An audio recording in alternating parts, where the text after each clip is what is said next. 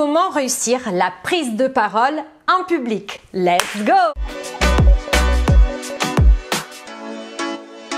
Hello, moi c'est Aurora, je suis italienne, je suis coach en leadership de soi et ma mission c'est d'aider les working girls comme toi à devenir des véritables girl boss en unissant un mindset de girl boss avec une image forte. Car yes, je suis convaincue que l'image est un outil de développement personnel absolument sous-coté et que pour réussir en tant que professionnel, bien sûr femme dans ce monde, il faille absolument unir les deux. Car quand tu arrives à exprimer à l'extérieur qui tu es à l'intérieur, c'est là où tu attires à toi les bonnes personnes et les bons événements dans ta vie. Si tu es nouvelle sur cette chaîne, merci beaucoup de t'abonner de suite. Tu peux aussi me mettre, je t'encourage vivement à me mettre un pouce bleu si tu aimes bien mon énergie. Car yes, ça montrera à YouTube que cette vidéo mérite d'être vue par d'autres girl boss qui ne me connaîtraient pas encore et qui voudraient faire partie de cette vidéo. Pense aussi à partager cette vidéo car vous savez que la thématique d'aujourd'hui qui est la prise de parole en public est une peur qui est répandue sur 75% de la population. Donc ça veut dire que il y a beaucoup de personnes qui auraient besoin de cette vidéo pour arrêter d'avoir peur de prendre la parole en public et pour s'affirmer, pour avoir la leadership de soi comme une véritable girl boss. Abonne-toi aussi à mon Instagram, je te mets le lien ici et si tu es nouvelle, j'ai un cadeau pour toi. Tu peux télécharger de façon absolument gratuite un PDF contenant les 7 pièces incontournables que toute girl boss devrait avoir dans sa garde-robe. Tu trouveras le link dans la barre d'infos.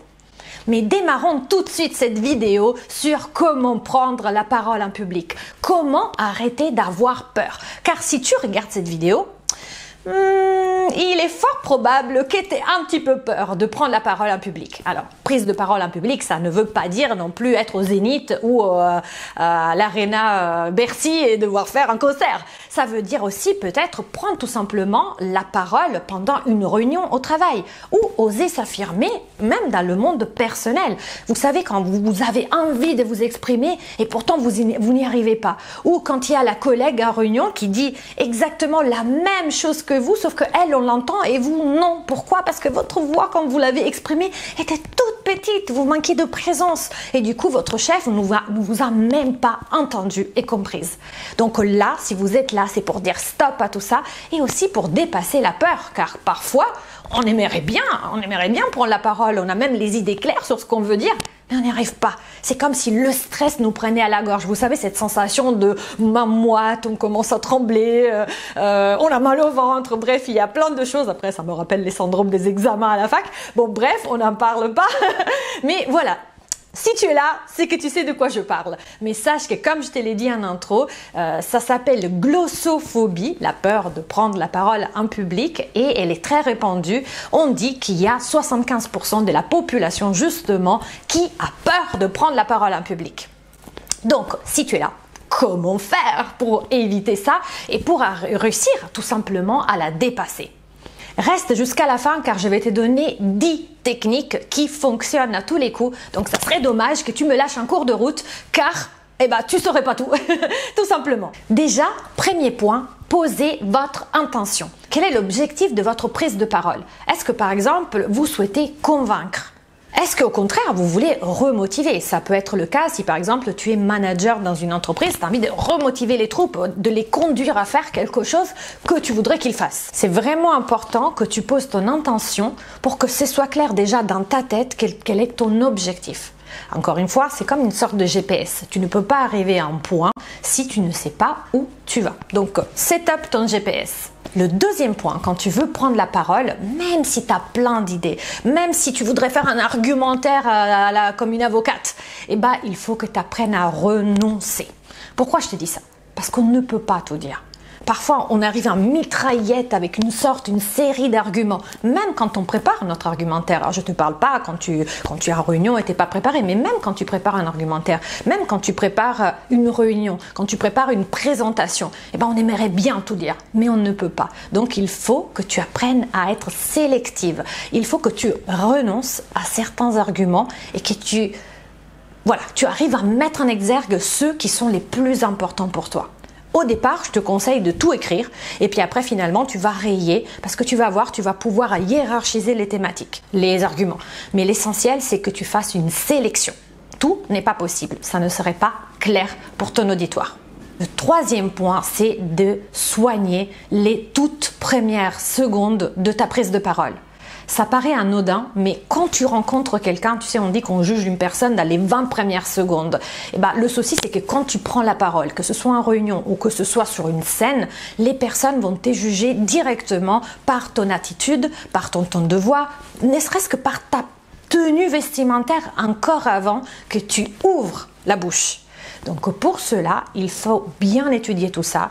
Il faut bien sûr avoir des vêtements. Et là, on rejoint la thématique de image aussi pour une girl boss. Franchement, je suis désolée, on ne peut pas arriver sur une scène ou même prendre la parole en tant que chef d'équipe ou comme collaboratrice pendant une réunion habillée en plouc.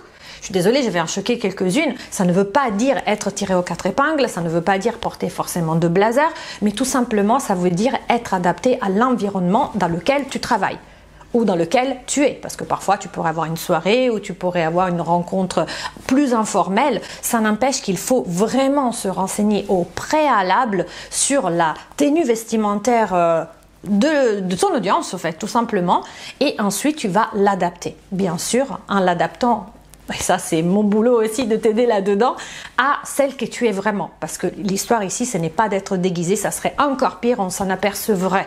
Mais en revanche, quand tu arrives à jongler entre les deux paramètres, d'un côté celle que tu es vraiment et de l'autre côté qui est ton auditoire, comment il faut-il se présenter face à cet auditoire-là, c'est là où tu gagnes des points et c'est là où tu vas attirer à toi déjà l'attention. Le quatrième point, vraiment très important, j'ai déjà fait une vidéo à propos de la rhétorique, etc. Je te la mets là ou sinon tu peux chercher dans mes playlists.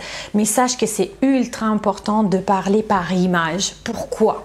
Pourquoi c'est important de raconter des histoires? Tout simplement car ton auditoire, il va se faire impacter émotionnellement. Et que quand on raconte des histoires, quand les personnes peuvent visualiser ce qui s'est passé, et ben c'est là où ils retiennent plus et aussi ils vont être hookés, ils vont être accrochés à ce que tu dis et ils vont t'aider jusqu'à la fin.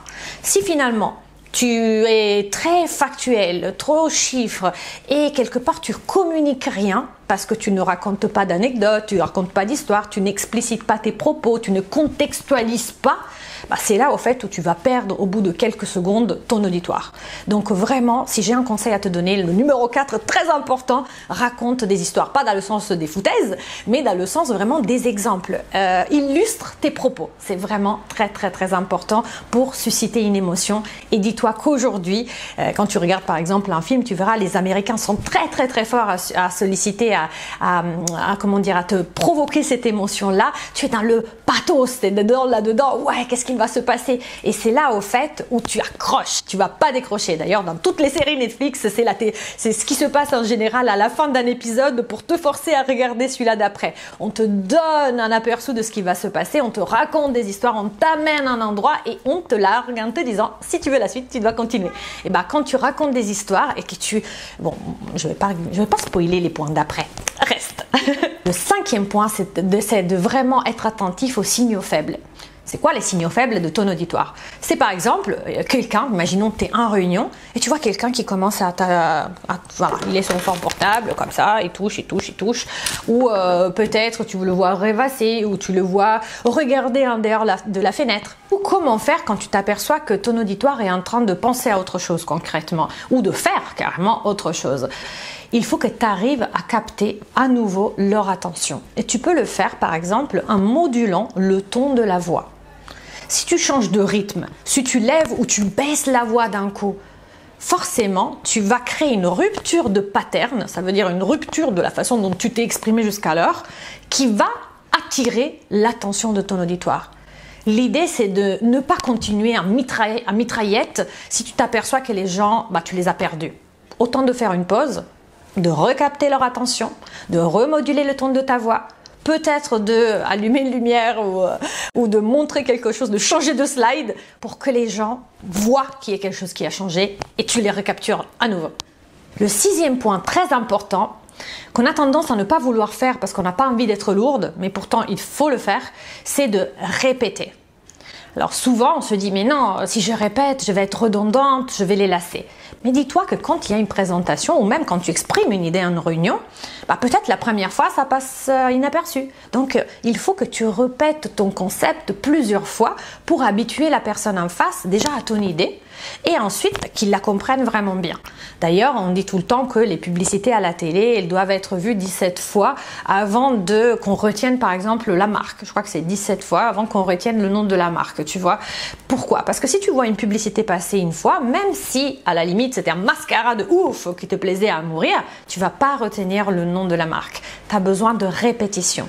Dis-toi que si c'est valable pour un mascara, c'est encore plus valable pour des concepts qui sont un petit peu moins simples à retenir, comme ceux dont tu pourrais parler dans un cadre professionnel. Donc, répète, n'hésite pas. N'aie pas peur de reformuler. Bien sûr, je ne te dis pas peut-être de répéter tout le temps le même mot, quoique, mais tu peux quand même trouver des synonymes. Tu peux aussi trouver des histoires qui vont prouver ou qui vont appuyer ton concept. Mais l'idée, c'est de répéter, répéter, répéter. Le 7e point, c'est celui-là que je ne voulais pas te spoilerer tout à l'heure, c'était d'utiliser le silence comme arme massive pour capter l'attention. Ça, je peux te dire que je l'ai utilisé plein de fois. Et quand tu es en train de parler, tu as préparé ton entretien ou tu as préparé ton exposé, j'allais dire, ta présentation, etc.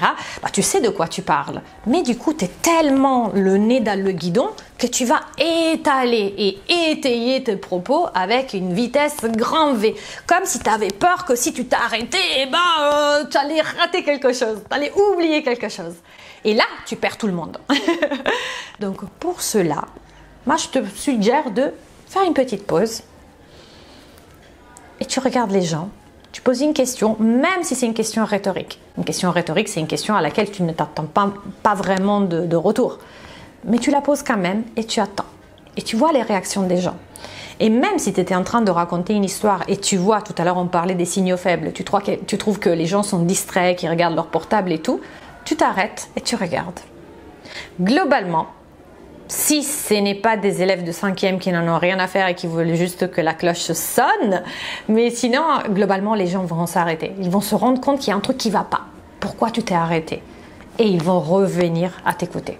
Le 8e point, c'est de s'inspirer de l'anglais. Pourquoi j'ai dit ça? Je ne veux pas que vous utilisez l'anglais dans vos réunions en France, mais tout simplement parce que les Anglais, ils sont vraiment très forts à s'exprimer de façon très simple. D'ailleurs, toute leur langue, c'est genre sujet, verbe, complément d'objet direct. C'est ultra simple. Il n'y a pas de structuration de phrases compliquées avec des subordonnés, des pourquoi, des comment, des périodes hypothétiques. C'est vraiment simple. Retiens ça.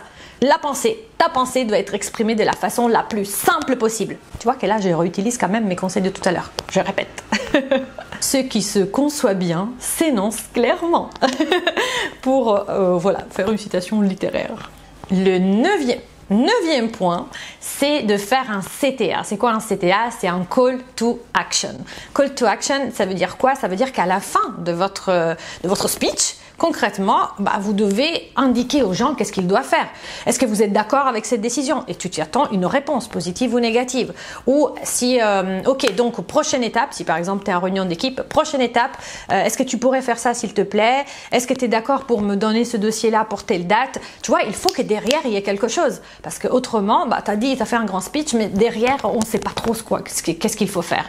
Donc à chaque fois que tu dis quelque chose, termine ton discours, que ce soit aussi, imaginons demain tu as la chance de faire un TEDx, et tu vas aller avec Dieu, quoi. À la fin, c'est aller en paix. Il faut que tu donnes une action à faire ou que tu demandes éventuellement une approbation, etc. Mais il faut que tu indiques à ton auditoire qu'est-ce que tu veux qu'il fasse ou qu'est-ce que tu veux qu'il dise. Et le 10e point, et ça c'est vraiment très très très important pour ne plus avoir peur de prendre la parole en public, c'est de pratiquer, pratiquer, pratiquer.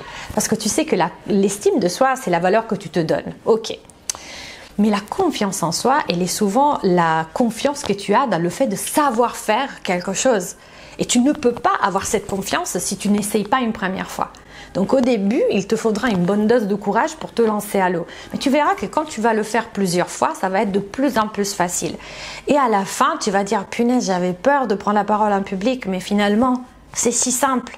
Parce que dis-toi un truc, qu'est-ce qu'il peut t'arriver si tu te plantes? Qu'est-ce qui peut t'arriver de mal? La seule chose qui puisse vraiment t'arriver de mal, c'est que tu ressentes une émotion négative. De honte, d'humiliation. Mais quand tu es prête à gérer ça, quand tu sais gérer ça, quand tu t'en fous quelque part, parce que tu sais que tu es droite dans tes bottes, tu as vraiment travaillé ton sujet, tu t'es préparé, tu as écouté les 10 étapes. Donc finalement, si ça se passe mal, tu pourras de toute façon apprendre. Dans la vie, on dit tout le temps ou je réussis ou j'apprends. Donc, sois joueuse, sois joueuse. Si vraiment ton rêve, c'est de t'affirmer en tant que girl boss, ne prends pas peur de ça. Avoir peur, c'est normal. Ne pas la dépasser et rester dedans, Si tu as peur, c'est normal. Mais en revanche, passe à l'étape après. Essaye. Entraîne-toi et entraîne-toi et entraîne-toi. Bon, je crois que dans cette vidéo, je n'ai jamais répété autant de concepts que dans cette vidéo en fait. Bon, bref. En tout cas, si cette vidéo sur la prise de parole en public, sur comment dépasser la peur de la prise en parole en public, en public t'a plu, mets-moi un pouce bleu pour que d'autres personnes, que YouTube distribue la bonne parole. Aussi, abonne-toi et si tu as envie de travailler avec moi pour que je t'aide à t'affirmer en tant que femme, à devenir une vraie leader de ta vie, tu as la possibilité de aller au fond de la barre d'infos, non pas au fond, mais dans la barre d'infos et remplir un questionnaire. Je t'appellerai pour qu'on fasse un call gratuit, bien sûr, ensemble, pour faire une sorte de bilan, pour voir si je peux t'aider et si on peut travailler ensemble pour que je puisse t'aider à révéler ton potentiel de girl boss et à t'affirmer, à devenir la leader de ta vie. J'espère que cette vidéo t'a plu. Abonne-toi, mets-moi un pouce bleu, abonne-toi aussi à Instagram et je te dis ciao et à la prochaine.